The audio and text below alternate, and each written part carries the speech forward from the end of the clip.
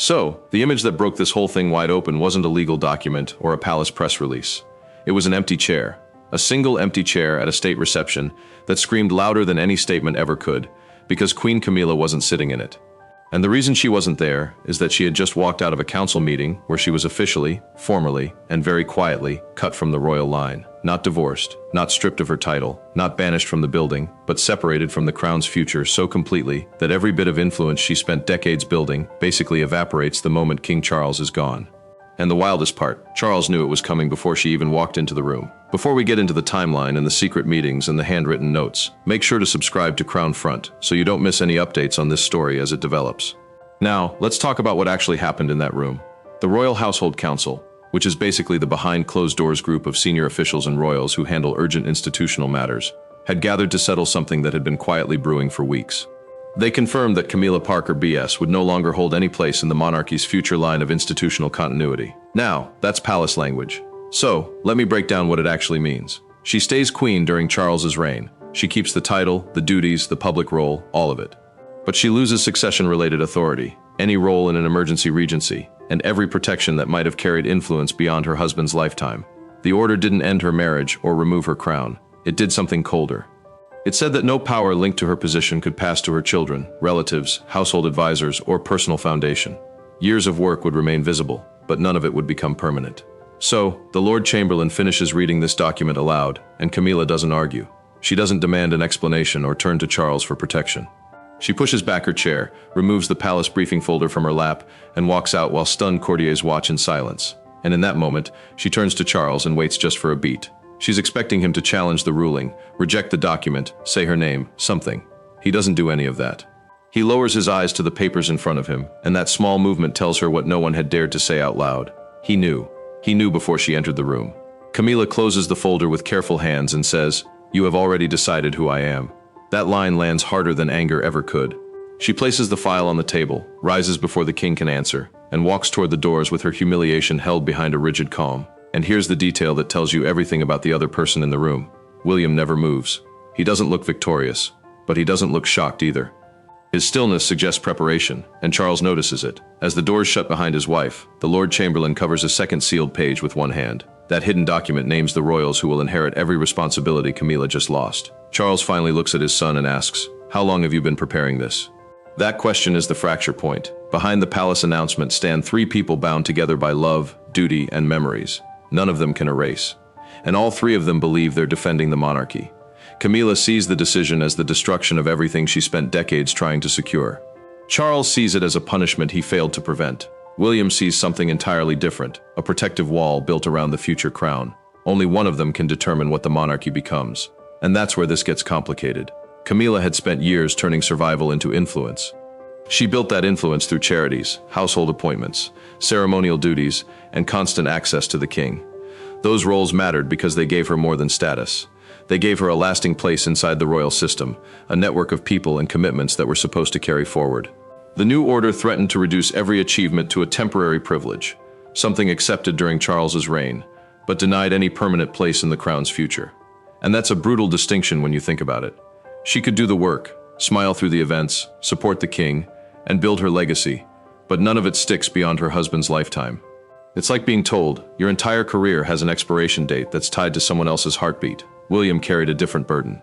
As the direct heir, the person first in line to inherit the throne, he had started examining every promise through the question of what would survive after his father.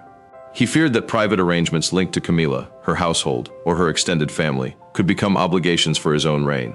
To him, the decision wasn't revenge. It was a clean break designed to protect Catherine, George, Charlotte, and Louis from agreements they had never approved. And that's actually a reasonable concern when you step back and look at it. If informal privileges and advisory roles and charitable networks are allowed to continue automatically from one reign to the next, you're essentially inheriting someone else's power structure without ever consenting to it. William wanted to make sure his reign started with his own choices, not with obligations baked in by his stepmother's office. Charles remained alone in the council chamber after the others left. He placed one hand on the empty chair beside him and felt the full weight of what had happened. The king loves his wife. That part nobody seriously disputes. But he also knows his son's fears can't simply be dismissed. Ignoring William might have created a constitutional battle between the reigning monarch and the future one. A conflict powerful enough to divide the family before the succession even began. So Charles was stuck between protecting his wife and preserving the transition to his son, and those two things had somehow become mutually exclusive. Camilla sat in her private room with the unsigned briefing papers before her. She removed a royal brooch and placed it beside the file. She was angry with William, but the deeper wound belonged to Charles. He had allowed her to walk into that room without warning, knowing she would hear the decision in front of others. That's not just a policy disagreement. That's a husband letting his wife be ambushed. Meanwhile, William reviewed the confidential draft again, and several duties were marked for transfer to Catherine, the Princess of Wales. The changes were larger than Camilla first realized. Then Charles found a private note showing he had fought to soften the original proposal and preserve her ceremonial role. Camilla answered with one handwritten message: "Come without your aides. Tell me whose decision this truly was." The confrontation was coming, but its cause began with one buried moment no one had forgotten. The decision didn't start with a legal document or a formal vote. It started 6 weeks earlier inside a private Windsor meeting where one sentence transformed suspicion into open resistance. Camilla had entered expecting approval for a harmless administrative arrangement. William left convinced that the future crown was being quietly surrounded. Charles attempted to calm them both, but the damage had already been done. From that moment forward, every silence became evidence, every signature became a threat, and trust vanished. Here's what Camilla actually proposed. She wanted to create a continuity role, basically temporary consultative access intended to keep palace work stable when one reign ended and another began. Her argument was that her private office could guide charities, staff, and ceremonial commitments during the difficult period between Charles's death and William's full assumption of control. To her was protection against confusion during national mourning. To William, it looked like authority trying to survive its rightful limit. He reached the supporting clause and read it twice. The provision allowed selected advisors from Camilla's charitable foundation to continue working from royal premises for 12 months after the king's reign ended. So William asked why people chosen by his stepmother should remain inside the palace after he became monarch. His voice stayed controlled, but the future king's anger was unmistakable. He heard accusation beneath every careful word. Charles immediately defended his wife. He insisted that years of service had earned her security, respect, and a dignified transition. He reminded his son that she had stood beside him through criticism and carried duties others had refused to touch. William didn't deny her contribution. He simply answered that dignity was not inherited authority. And the monarch suddenly understood that his marriage and his succession were pulling in opposite directions. Camilla slid the draft toward William and said, "The crown does not begin again simply because the throne changes hands." William closed the document and pushed it back. "Under me it must." That exchange became the point of no return. The prince quietly commissioned a confidential audit, a private review designed to identify every informal privilege that might continue beyond Charles's reign without the next sovereign's approval. And this is where Princess Anne enters the story in a major way. Anne soon joined the discussion and warned William in a documented private memorandum that blurred power could create rival loyalties and weaken the monarch. Her support gave William the credibility he needed because Anne's reputation is basically unimpeachable when it comes to duty and discipline. Officials couldn't dismiss the review as personal resentment when the Princess Royal was backing it with formal written advice. Camilla discovered the truth 3 days before the emergency meeting. She found the words Operation Clearline inside a misfiled household schedule and understood that William had moved from resistance to action. By the time she summoned Charles alone, the argument was no longer about one clause. It was about whether he had protected his wife or surrendered her future. Charles entered Camilla's sitting room without an equerry or private advisor. She stood beside the fireplace with the palace document open in both hands. For several seconds, neither of them spoke. Then she asked whether he had known. The king hesitated, and that hesitation answered everything. What followed wasn't a constitutional discussion between sovereign and consort. It was a confrontation between a husband who had compromised and a wife who believed the man she defended had allowed the crown to erase her. Charles admitted that he had received the final recommendation 48 hours earlier. That's the formal advice sent to the sovereign before a major decision setting out what palace officials believed should happen next. He said he had spent those 2 days trying to soften the language, protect Camilla's ceremonial position, and stop the order from becoming a complete exclusion. The king insisted that he had fought for her. She heard only that he had failed in silence. Camilla rejected the distinction immediately. Remaining beside Charles at ceremonies meant little if every part of her authority disappeared the moment his reign ended. The queen believed the palace wanted her service without her future, her loyalty without protection, and her public smile without any lasting place for the people or causes she had built around herself. She stepped closer and pressed the document against Charles's chest. "You let them erase me while asking me to keep smiling beside you." Charles gripped the folder, but couldn't answer at once. Then the king confessed what had frightened him most. Rejecting the recommendation might have pushed William out of transition planning. The private process that prepares the heir to assume full control when the throne changes hands. He had chosen unity with his son because a broken succession could damage the monarchy itself. He knew that choice would wound Camilla. He made it anyway. Camilla demanded to know whether William had written the final clause. Charles said no, but his face betrayed the deeper truth. The prince had insisted on its central principle. Nothing linked to her private network would automatically survive into his reign. The king then revealed the final pressure through a documented conversation recorded in his private briefing notes. Anne had warned him that two rival centers of loyalty could tear the family apart during a succession. The Princess Royal's words convinced him the review could no longer be stopped. Camilla removed the small crown-shaped pin Charles had given her after their coronation. She placed it beside his hand and said she would not attend the evening reception. Charles looked at the pin, then at his wife. He promised to confront William personally, not to reverse the decision, but to discover how far the restructuring had already gone. The king left her in silence and walked directly toward the heir, who was already redrawing the palace around a future reign. William didn't receive his father in a grand chamber. He waited in a small palace office with only 2 folders and a handwritten list on the desk. The simplicity unsettled Charles more than ceremony would have. This wasn't rebellion performed for witnesses. It was a completed strategy. The prince had examined appointments, residences, foundations, advisory privileges, and private access. Camilla's removal from the royal line wasn't the entire decision. It was merely the first visible consequence. William understood the limits of his present power. As heir, he couldn't rewrite Charles's reign, remove the queen from her current duties, or command the monarch's household. But succession planning, the private work of preparing for the next reign, gave him a different kind of authority. He could refuse to inherit informal commitments and separate temporary permissions from responsibilities that the future crown would be expected to continue. Anne had strengthened that position. The Princess Royal believed continuity should protect the monarchy itself, not preserve personal networks around one royal figure. Her documented advice persuaded nervous officials that William's campaign wasn't simply an attack on Camilla. Anne's support made the boundaries look necessary, disciplined, and far harder for Charles to dismiss. Charles looked at his son and asked the question that had followed him from his wife's room.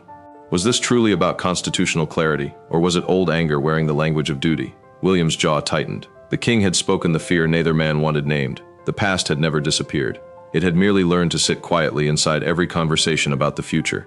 William refused to apologize. The prince said he would not allow George, Charlotte, and Louis to inherit a palace divided by promises they had never made. His children would not begin their public lives trapped inside arrangements created before they were old enough to understand them. Charles heard no cruelty in his voice.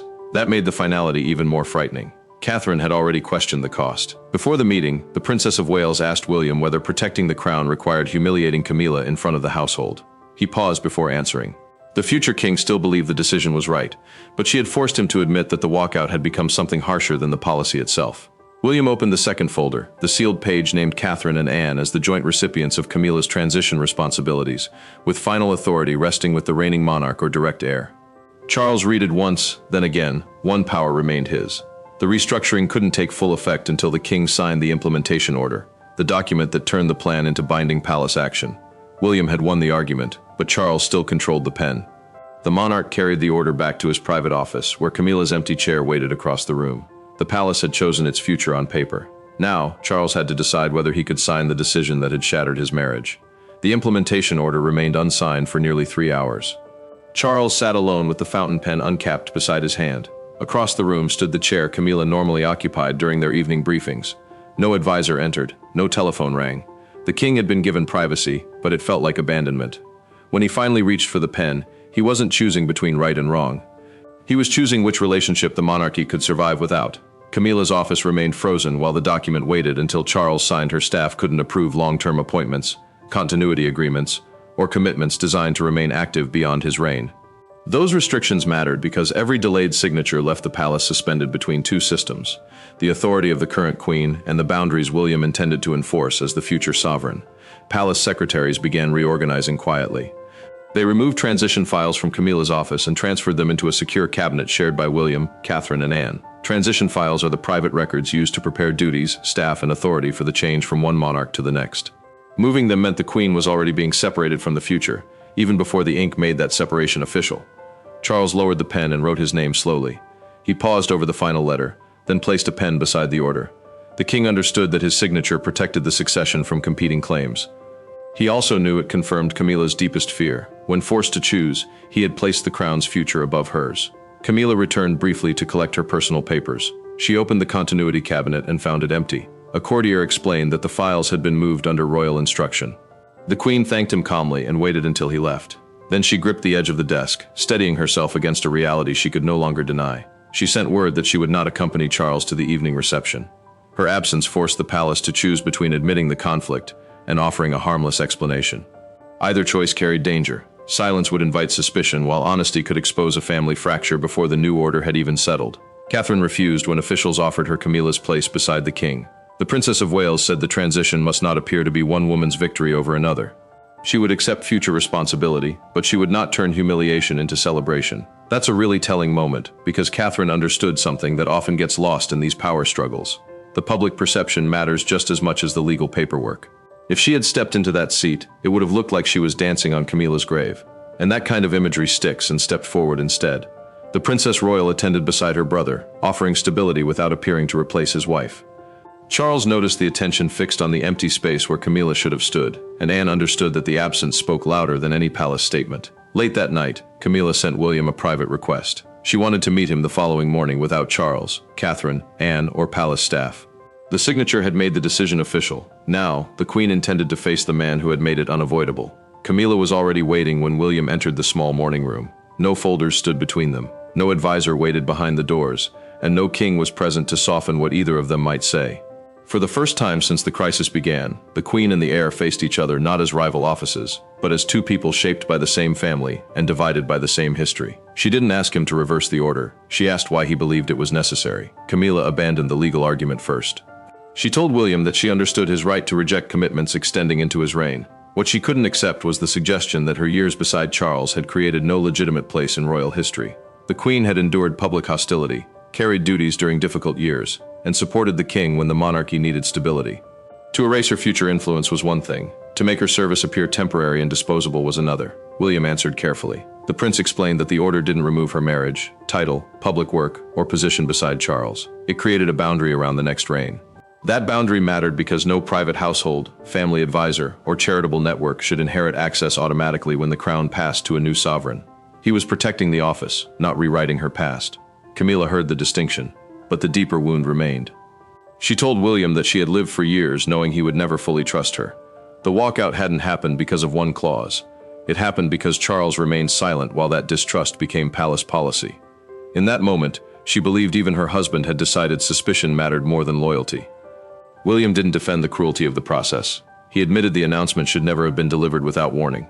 The prince still supported the decision, but he accepted that constitutional clarity had been turned into personal humiliation. His honesty changed the room. Camilla had expected resistance. Instead, she heard responsibility. Then the Queen offered something no one had predicted. She would dissolve the disputed continuity office herself and surrender every post-reign privilege connected to her family. In return, the palace would record the decision as a voluntary act of service rather than an expulsion. That's a remarkable pivot. She's taking the exact same outcome, losing her future influence, but reframing it as her choice rather than her punishment. William agreed to amend the public declaration. It would formally recognize Camilla's work throughout Charles's reign, while confirming that her authority ended with his sovereignty. Her legacy would remain. Her influence would not become hereditary. Camilla slid the original order across the table. William placed the amended page beside it. After a long silence, she picked up the pen and signed the voluntary renunciation. The prince told her the revised declaration would be announced that afternoon. Camilla looked at him and answered, "This time I will not walk away."